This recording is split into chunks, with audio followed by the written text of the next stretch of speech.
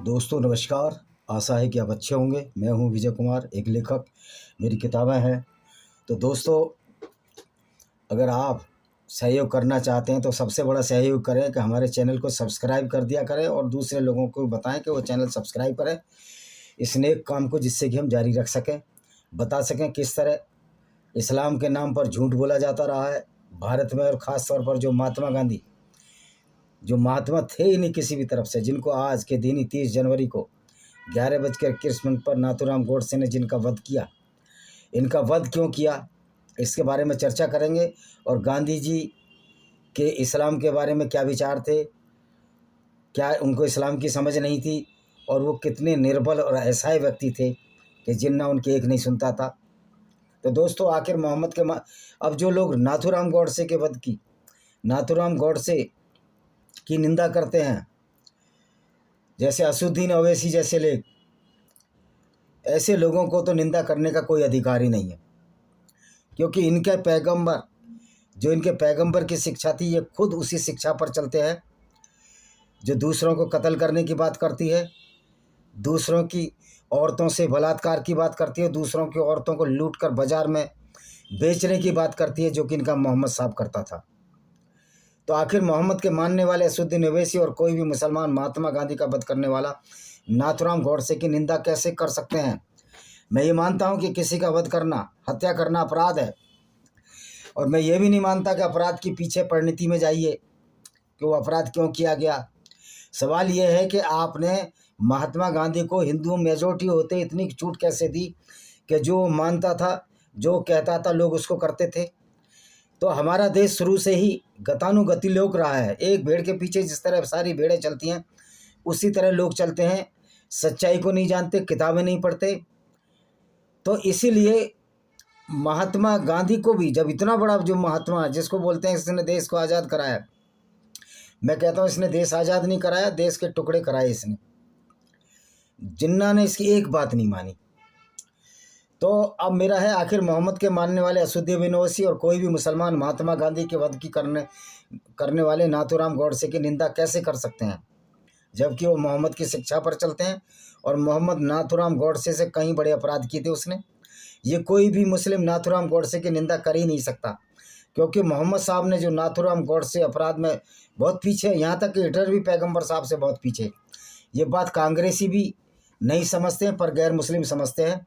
तो हमारा तो आंखें खोलने वाला चैनल है, इसको सब्सक्राइब करिए। इस नेक काम को आगे बढ़ाने के लिए मैंने एक लिंक दिया हुआ है, आप उस पर भी उसको सब्सक्राइब कर सकते हैं, चैनल को सब्सक्राइब कर सकते हैं और चैनल को सपोर्ट भी कर सकते हैं। तो महात्मा गांधी ने कभी इस्लाम की आलोचना नहीं की। उस हिसाब से नैतिक मूल्य के आधार पर गांधी भी कायर डरपोक है, जो कभी ईमानदार नहीं हो सके। मुसलमानों की हमेशा सपोर्ट करता था, जो कि एक अपराधी, प्रवृत्ति और बड़ा धर्म है। पाप का साथ देने वाले भी पापी होते हैं, और जो गैर मुस्लिम इस्लाम की तारीफ करते हैं वो सबसे बड़े आतंकवादी और पापी हैं। क्योंकि अगर कोई इस्लाम की तारीफ कर रहा है, आप मनुस्मृति की निंदा करिए, लेकिन मनुस्मृति की निंदा के नाम पर आप इस्लाम की तारीफ नहीं कर सकते, क्योंकि जहाँ मनुस्मृति भी मूर्खतापूर्ण बातें करती है, ऊंच नीच भेदभाव पैदा करती है, वहाँ तो इस्लाम गैर मुस्लिमों को कत्ल करने का आदेश ही देता है।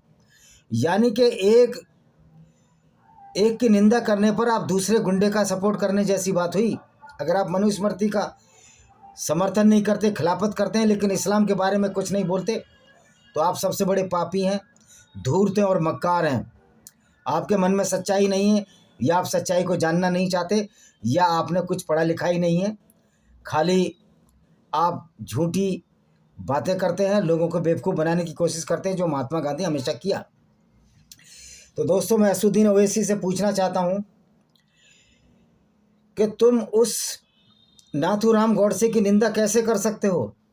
उसने उस व्यक्ति का वध किया जो व्यक्ति इस्लाम की समर्थन करता था और इस्लाम का समर्थन करता था, जिसका पैगंबर पूरी ज़िंदगी इसी में मशगूल रहा कि किसी की दौलत कैसे लूटी जाए, किसी का धर्म भ्रष्ट कैसे किया जाए, कैसे मूर्तियों को तोड़ा जाए।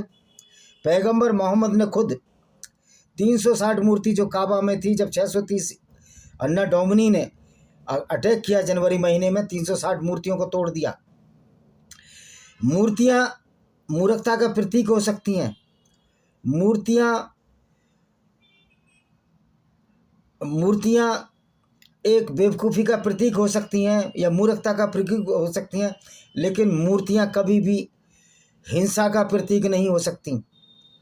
लेकिन मोहम्मद तो हिंसा का प्रतीक था, इसलिए उसने अपनी मूर्ति बनाने की भी मना कर दी, क्योंकि उसको पता था अगर मैं मर गया और मेरे ये जो कारनामे हैं जो मैं अब कर रहा हूँ, लोगों को बेवकूफ़ बन रहा हूँ, उजागर होंगे तो मेरी मूर्तियों पर जूतों की मालाएं चढ़ेंगी, जूते से मूर्तियां पीटी जाएंगी। तो महात्मा गांधी बहुत ही कायर प्रवृत्ति के व्यक्ति थे, उनका कोई नैतिक मॉरल नहीं था। वो प्रयोग करते रहते थे, ब्रह्मचर्य के प्रयोग करते थे। जो उनके प्रयोग थे वो नैतिक आधार पर सही नहीं कही जा सकते। वो व्यक्ति एक ऐसा व्यक्ति था जो इतना लालची प्रवृत्ति का व्यक्ति था, एक नेहरू की तारीफ में इतना पागल हो गया था कि जब सुभाष चंद्र बोस ने कांग्रेस का मेंबरशिप जीत ली, प्रेसिडेंटशिप, तो महात्मा गांधी ने, सो कॉल्ड महात्मा गांधी ने सुभाष चंद्र बोस से इस्तीफा दिलवा दिया था। और सुभाष चंद्र बोस उस पर बीमार थे, दिल्ली में फॉरवर्ड ब्लॉक की उन्होंने स्थापना की थी पार्टी की। स्टेप पर चढ़कर आए, स्ट्रेचर पर आए थे, अस्पताल में एडमिट थे और इस्तीफा दिया। तो ये महात्मा गांधी की जो हठधर्मिता थी, एक बहुत बड़ी मूर्खता थी। बाल हट तो चल जाएगा, लेकिन ये महात्मा गांधी का हट जिन्होंने चलने दिया वो इतने ही बड़े दोषी हैं जितने बड़े दोषी वो लोग हैं जो मोहम्मद की कत्लो गारत की नीति, मोहम्मद की बलात्कार की नीति, मोहम्मद की औरतों को उठाकर उनको बेचने की नीति पर की निंदा नहीं करते। और सचमुच में ऐसे ही लोग आतंकवादी हैं। और जो सच्चा मुसलमान अपने को कहता है वो मोहम्मद की शिक्षाओं पर चलता है, और जब वो मोहम्मद की शिक्षाओं पर चलता है तो वो सच्चा आतंकवादी है। एक सच्चा मुसलमान आतंकवादी होता है, ये मुसलमान की परिभाषा है। क्योंकि और असुद्दीन ओवैसी और किसी भी मुसलमान को किसी अपराध, किसी कत्लो गारत की न तो समीक्षा करने का अधिकार है, ना उसकी आलोचना करने का अधिकार है, आलोचना करने का अधिकार है। क्योंकि ये तो खुद लोग उसी खानदान में पैदा हुए हैं जो मोहम्मद की प्रतिष्ठा करते हैं, पूजा करते हैं, उसकी वर्शिप करते हैं, उसको पैगंबर मानते हैं और उसकी सुन्नत को, शिक्षा को अपने सर माथे लगाते हैं, जो कि कुरान है। और कुरान पढ़ाने वाला कोई भी व्यक्ति हो वो सारा सबसे बड़ा आतंकवादी है। कुरान पर चलने वाला उससे भी बड़ा आतंकवादी और उससे भी बड़ा आतंकवादी है जो कुरान पर चलकर उन्हीं बातों को करता है जो कि मोहम्मद ने की थी। तो आपको समझ में आ जाने चाहिए कि मोहम्मद जो कि बहुत सारे अपराध किए, अगर महात्मा गांधी एक सचमुच महात्मा गांधी होता, महात्मा होता, तो वो मोहम्मद की निंदा करता, मोहम्मद की आलोचना करता, इस्लाम की आलोचना करता। लेकिन इसके बजाय वो इस्लाम के मुसलमानों को, उन मुसलमानों को बहादुर कहता था जो तलवार के डर से सलवार पहने। वो कौन बहादुर हो सकती है जो तलवार के डर से सलवार पहने? बहुत से मुसलमान कहते हैं हम तो इसलिए आए, हमको ये दीन अच्छा लगा, ये आइडियोलॉजी अच्छी लगी, ये पैगंबर अच्छा लगा। तो ये लूटने वाला पैगंबर, बलात्कार करने वाला पैगंबर, लोगों को, गैर मुस्लिमों को कत्ल करने वाला पैगंबर और कुरान की उन आयतों को पढ़कर हत्या और बलात्कार करने वाले अपराधी की विचारधारा जो कि पैगंबर की विचारधारा है, तुमको अच्छी लगती है तो तुम्हारी जहनियत, तुम्हारी सोच, तुम्हारी नकारात्मक विचारों का खुलासा होता है। और इससे साबित होता है कि किसी भी गैर मुस्लिम को एक सच्चे मुसलमान से दोस्ती नहीं करनी चाहिए। क्योंकि इस्लाम में एक व्यवस्था है कि अल तकिया या झूठ बोलकर भी कत्ल कर देना, यह है इस्लाम का घिनौना रूप। और जो लोग ये सोचते हैं कि हम गलत बोल रहे हैं तो जाइए कोर्ट में जाइए, मालूम कीजिए, तुम्हारा और भी हम खुलासा कोर्ट में करेंगे। तो दोस्तों, मोहम्मद हमेशा इस्लाम को सपोर्ट किया, वो तो करेगा, लेकिन गांधी को सपोर्ट करने की क्या जरूरत थी? क्या गांधी ने कुरान को नहीं पढ़ा था? मुझे नहीं लगता वो कुरान की ABCD भी उसने पढ़ी होगी। अगर कुरान की ABCD पढ़ता तो महात्मा गांधी इतनी बड़ी गलती ना करते।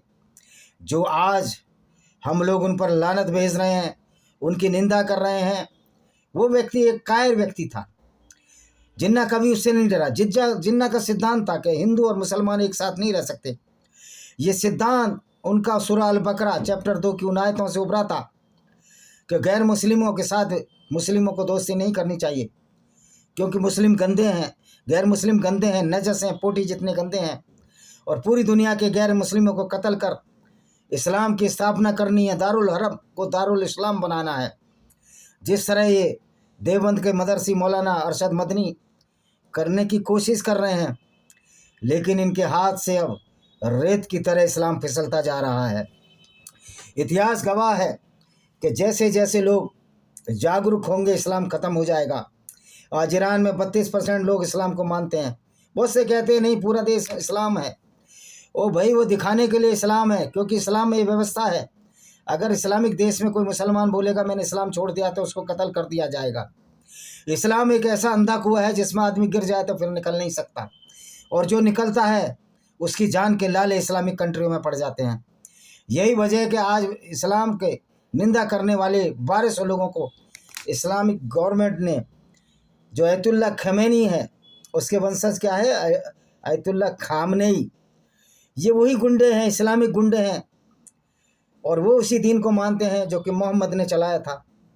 आज दुनिया की किसी किताब को पढ़ लो, मनुस्मृति को भी पढ़ लो, मनुस्मृति मूर्ख स्मृति हो सकती है, मनु मूर्ख मनुष्य हो सकता है, क्योंकि मनु एक माइथोलॉजिकल पार्ट है, उसका कोई अस्तित्व नहीं है।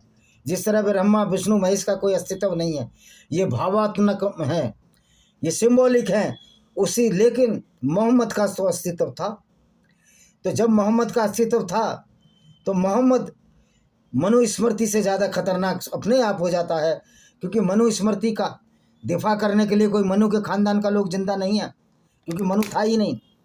और मानव का निर्माण भी लाखों हजारों साल वर्ष पूर्व हुआ है, तो हम उसको मूर्ख स्मृति कहकर जला सकते हैं।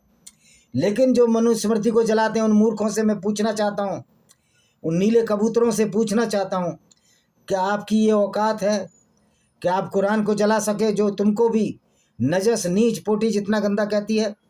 क्या अम्बेडकर जी की औकात थी कि कुरान के बारे में कुरान को जला सकते? क्योंकि उनको भी मालूम था अगर मैं कुरान जलाऊंगा तो मेरा जीवन ख़त्म हो जाएगा।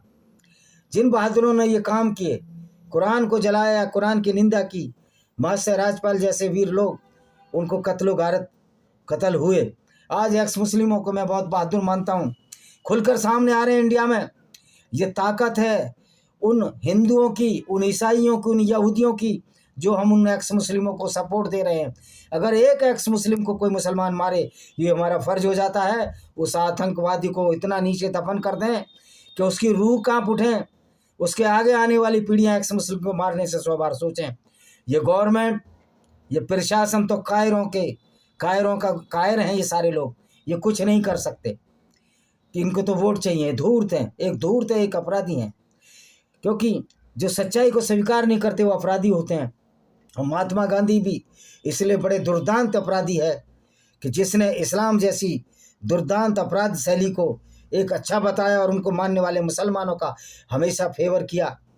यही वजह रही होंगी कि नाथूराम गौडसे ने महात्मा गांधी का वध किया, और इन्हीं कांग्रेसी पिट्ठुओं ने चितपावन ब्राह्मण जो कि नाथूराम गौडसे था उनको कत्लो गारत किया।